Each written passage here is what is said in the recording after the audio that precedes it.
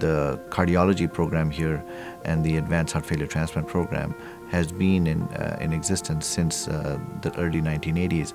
St. Luke's was the place where we did the first heart transplant in the Midwest, especially in Wisconsin and the Midwest.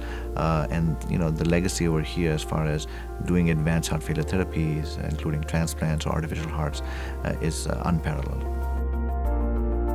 The first heart transplant that was done at St. Luke's back in 1968 was a very unique one because that patient lived for almost 9 years. That showed the promise of how long a transplant can survive if the things are done right. The fact that we have such a long history with heart transplantation, more than 1,000 heart transplants, remember, this shows institutional commitment and a very long positive experience in this field. As far as the type of patients, we see the whole gamut. We see the very young, the very old, and in the evaluation of patients for transplantation, but really just heart failure management.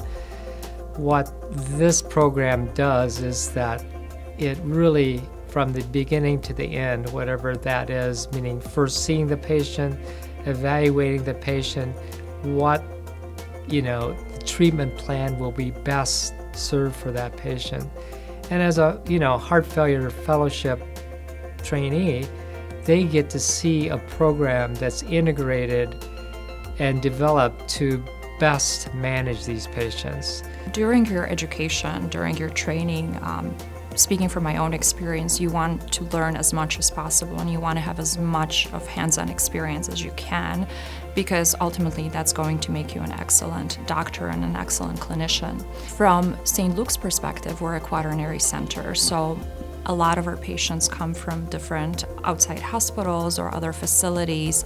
A lot of patients seek advanced care here, and the Advanced Heart Failure Program offers that to these patients when their heart disease is at an advanced level. St. Luke's is a place where you have a lot of different other subspecialties that are related to heart failure and transplant also on the same campus.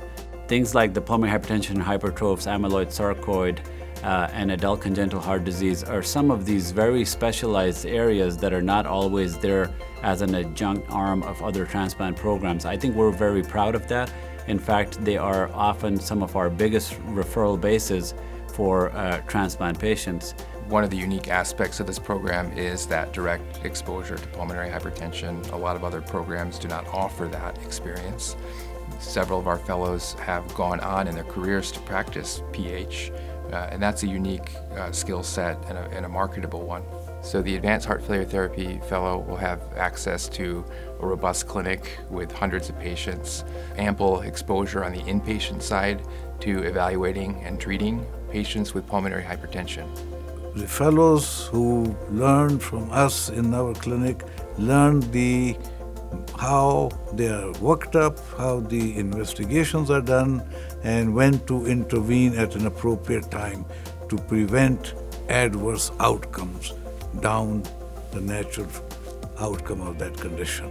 St. Luke's has a very strong foundation in education, educating both general cardiovascular fellows as well as the heart failure fellowship, and whether it's advanced imaging fellowship or even EP fellowship. By having access to all these wonderful innovations and teaching faculty and ability to be part of daily discussions about these patients who have advanced disease. Through that, these fellows are very well prepared for the future to take on their own practices or to even lead programs in the future, whether it's from the heart failure perspective or other aspects of education. We take great pride in ensuring that we work collaboratively as a team. I think as far as a fellow would be an integral part of our team.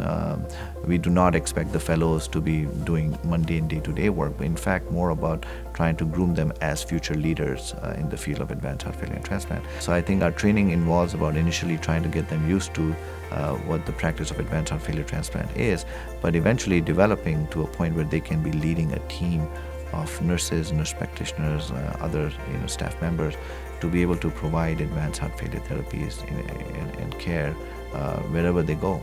The patient is the key component of this program. They are the main reason why we do the work we do and why we have developed this program to the level that it's become, because it is the patient that is the key reason why this program is as good as it is.